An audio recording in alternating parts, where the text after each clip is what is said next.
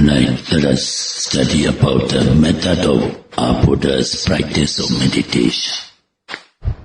In Buddha's own word, Buddha said, Buddha so bhagava bodhaya dhammante siddhi.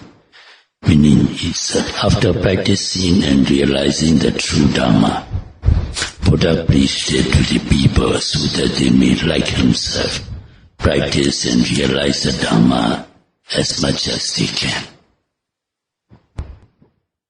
Buddha's Dhamma is not mere speculation or theoretical. He practiced it himself, and on realizing it to be the truth, then he preached it. So every being who is capable of thinking should practice it devoutly and seriously. Before his attainment to full enlightenment, the Bodhisattva, that is Buddha to be, by his sublime knowledge came to know that all beings, including himself, were reborn again and again due to commission of deeds with attachment.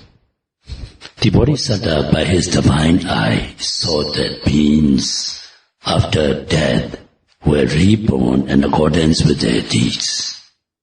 Every time one sees, hears, touches, and cognizes, there arises desire and attachment on the physical and mental phenomena. On account of this desire and attachment, there is rebirth, and due to rebirth, one has to undergo the suffering of old age, disease, death, etc., again and again. Whenever one sees, hears, touches, and cognizes, if one can take note of the nature of arising and passing away, no desire and attachment will arise, and consequently there will be no rebirth, old age, sickness and death, etc. Thus, there is the extinction of this whole mass of suffering. Bodhisattva, on having realized thus, continuously meditated on the nature of arising and passing away of the 5 groups of grasping, Panchuparanakanda. The Bodhisattva, after reflecting on how the suffering arose and ceased, he meditated on the arising and passing away of physical and mental phenomena. While thus meditating, before long, his mind became completely detached, and he gained deliverance from all defilements. That is, attained arhata, path and fruition knowledge, and he became a Samma Sambuddha. In this practice, one has to take note of the true nature of arising and passing away of physical and mental phenomena taking place in one's own body at the time of their occurrence. If no noting is made at the time of their occurrence, one is likely to mistake them as permanent happiness and ego entity. Because no noting was made at the moment of seeing, hearing, smelling, tasting, touching, and thinking, they were not correctly seen and were mistaken to be happiness and ego, and thus clinging to them arose. The clinging in Pali is called upadana. The physical and mental phenomena which are subject to clinging are called upadanakanda. Because no proper noting was made of these physical and mental phenomena at the moment of their occurrence, clinging arises, and these, either bad or good, are committed. And every existence at the time of the approaching death, the deed or karma, the symbol of the karma nimitta, or an indication of one's next birth, gati nimitta, becomes an object of one's consciousness which influences one's next rebirth. On account of rebirth, one has to suffer old age, sickness, death, etc. So for the extinction of attachment and clinging, for the cessation of the 5 groups of grasping, Panchupada Nakana, and thus to escape from all suffering, the Bodhisattva meditated on the arising and passing away of physical and mental phenomena at the time of their occurrence. While thus meditating, extraordinary insight knowledge developed in him, and after attaining the Arhata path and fruition knowledge, he became a fully enlightened one, a Samma Sambuddha. After becoming a supremely enlightened one, the Buddha preached the first sermon popularly known as the Turning of the Wheel, Dhammacakkappavattana Sutta, so that beings may practice meditation on the arising and passing away of the 5 groups of grasping, Panchupada Nakana. And after developing the extraordinary insight knowledge, realize Nibbana through the path and fruition knowledge, and thus gain deliverance from all suffering, like himself. In the Dhammacakkappavattana Sutta, it is mentioned that the middle way, Majjhima Patipada, found out by our Lord Buddha, causes the eye of wisdom and knowledge to arise. Here, the eye of wisdom and knowledge means insight knowledge and path and fruition knowledge. It also clarifies that the middle way means the Eightfold Noble Path. The correct awareness of seeing, hearing, etc. is also the Eightfold Noble Path. What our meditators here meditating according to our instruction is the development of the Eightfold Noble Path, and we have many times identified for you how to verify in your practical meditation. The effort to make note of seeing, hearing, etc. is right effort, Samma Vayama. The awareness of seeing, hearing, etc. is right mindfulness, Samma Sammasati. The continuous keeping of the mind on the object of meditation is right concentration, Samma Samadhi. These 3 belong to the section concentration, and they are called Samadhi Maggangas, concentration group. As and when this concentration becomes stronger, insight knowledge develops as follows. As mentioned in the Satipatthana Sutta, whenever one is mindful of walking, standing, sitting, or lying down, or moving, touching, or rising, falling of the abdomen, etc., one can discriminate movement as physical phenomena and the awareness of them as mental phenomena, thus distinguishing between mind and matter. This is the knowledge distinguishing between mind and matter, and Pali we call Nama Rupa Pariccheda Jnana. The knowledge arises at the beginning of good concentration. When our meditators note the intentions before the actual action, you can come to know that because of intention to move, movement arises. Because of intention to sit, sitting arises.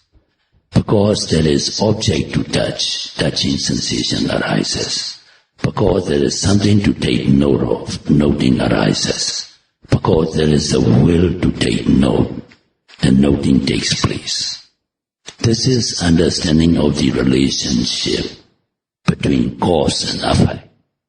It is the second insight knowledge, called the knowledge distinguishing between cause and effect, Pacchaya Parikaha Jnana. When concentration becomes stronger in every act of noting, instantaneous arising and passing away of both the object noted and the awareness of it becomes evident. On seeing thus, by the right knowledge, there arises a reflection.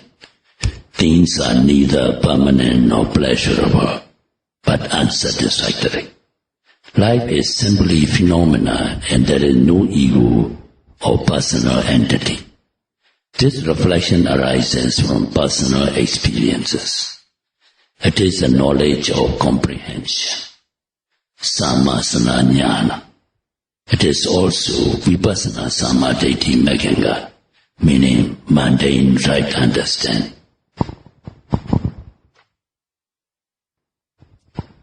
After that, there arises a knowledge in which instantaneous arising and passing away of whatever object noted is evident in every act of noting.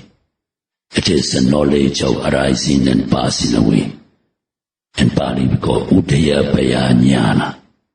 When this knowledge arises, the body seems to be very light, and both the body and mind are at ease. Noting becomes good and pleasant feelings arise. This is also Vipassana Samadhi Meganga, right understanding. Then there arises a knowledge in which only instantaneous dissolution of objects noted is evident. In every act of noting, it is the extraordinary insight knowledge known as the knowledge of dissolution, Bhanga Jnana. Then there follow the knowledges in which in every act of noting, the knowledge of fearfulness, Bhaya Jnana, the knowledge of misery, Adinava Jnana, and the knowledge of disenchantment, Nibbida Jnana. They are all Vipassana Samadhi Megangas. Then a distinctive knowledge arises where bodily and mental processes, sankharas, are perceived without much effort and with equanimity. It is the knowledge of equanimity about formations, Sankharupika Jnana. This also is Vipassana Samadhi Meganga. From the knowledge of distinguishing between mind and matter up to the knowledge of equanimity about formations, the inclination of the mind onto the object of meditation so as to develop mundane right understanding is mundane right thought, Vipassana Sama Sankappa Meganga, which arises in every act of noting. The mundane right understanding and right thought, they belong to the section of wisdom or Panya Meganga. The development of the insight knowledges up to the Sankharupika Jnana are based on the 3 Samadhi Megangas and 2 Panya Megangas. This is in conformity with the teaching in the Dhammacakkappavattana Sutta, which says that the middle way causes the eye of wisdom to arise. Right speech, Samavacha. Right action, Samakamanta, and right livelihood, Samaajiva. They belong to the section morality or Sila group. By taking the precept and observing it strictly, or in a meditation retreat, these Sila Megangas are accomplished. The 3 Samadhi Megangas, 2 Panya Megangas, and 3 Sila Megangas, in other words, are called the middle path, or Eightfold Megangas. Continuous noting on every act of seeing, hearing, touching, thinking, develops new Eightfold Megangas. This development of new Eightfold Megangas, beginning from the knowledge of distinguishing between mind and matter, up to the knowledge of equanimity about formations, amounts to the arising of the eye of wisdom. When this eye of wisdom or mundane wisdom is matured, Nibbana is realized through supramundane path and fruition knowledge, Ariya Mega and Phala Jnana. The Bodhisattva, by practicing the middle way or Eightfold Noble Path, he developed the insight knowledge, and after attaining the Arhata path and fruition knowledge, he became a Samma Sambuddha or supremely enlightened one. After becoming a supreme Buddha, he preached the Dhammacakkappavattana Sutta so that others may, like himself, realize Nibbana through the Ariya Mega and Phala Jnana by meditating on the arising and passing away of physical and mental phenomena. And the Satipatthana Sutta, which we have many times explained to you all, the method how to practice insight meditation or Vipassana Bhavana is explained in detail. It is divided into 4 main divisions, namely 1. Kaya Nupassana Satipatthana, contemplation of the body or bodily phenomena. That is mindfulness meditation of bodily activities such as walking, standing, sitting and lying down. 2. Vedana Nupassana Satipatthana, contemplation of the feelings or sensations. That is mindfulness noting of feelings such as pleasurable sensation, unpleasurable sensation, neither pleasant nor unpleasant sensation.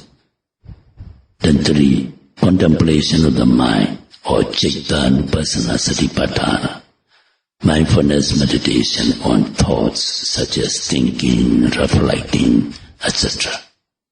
And 4. Contemplation of the mind objects, Dhamma Nupassana Satipatthana, that is mindful meditation of seeing, hearing, touching, smelling, tasting, etc. Buddha said that the 4 foundations of mindfulness is the only way. He said Ekayana means the only way to attain the path knowledge and to realize Nibbana. Sanyaya sa adhikamaya, Nibbana sa sichikriyaya. Since the Buddha had claimed that this is the only way, it must be remembered that no other way can lead to the attainment of Mega, Phala, path and fruition and Nibbana, so as to escape from all sufferings and to attain the Mega, Phala and Nibbana, path, fruition and Nibbana. One must practice this mindfulness meditation to the best of one's ability.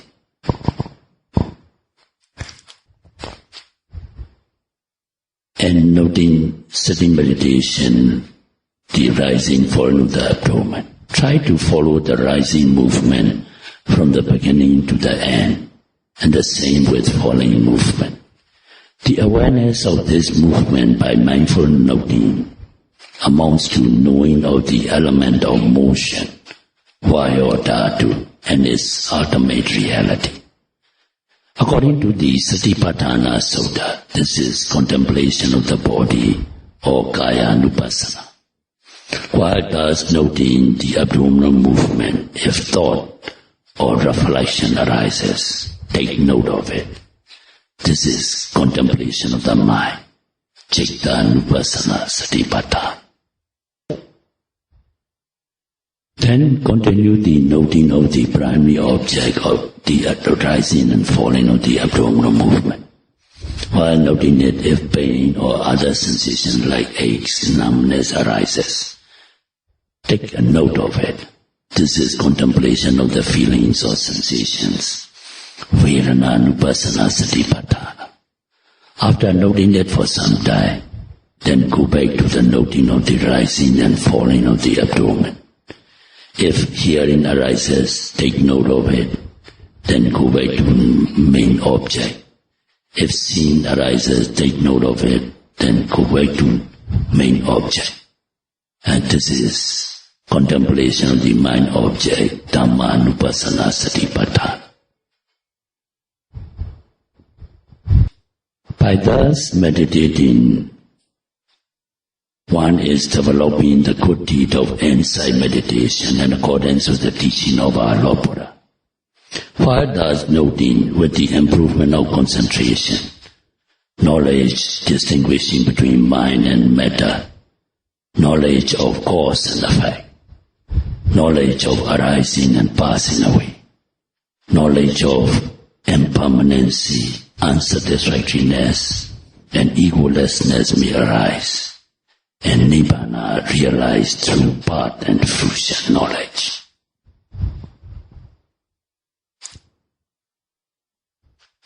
So by practicing this mindfulness meditation as we are given full instruction, by the method explained already now and then, to the best of your abilities, may all our addict meditators be able to realize the Nibbana in the very near future.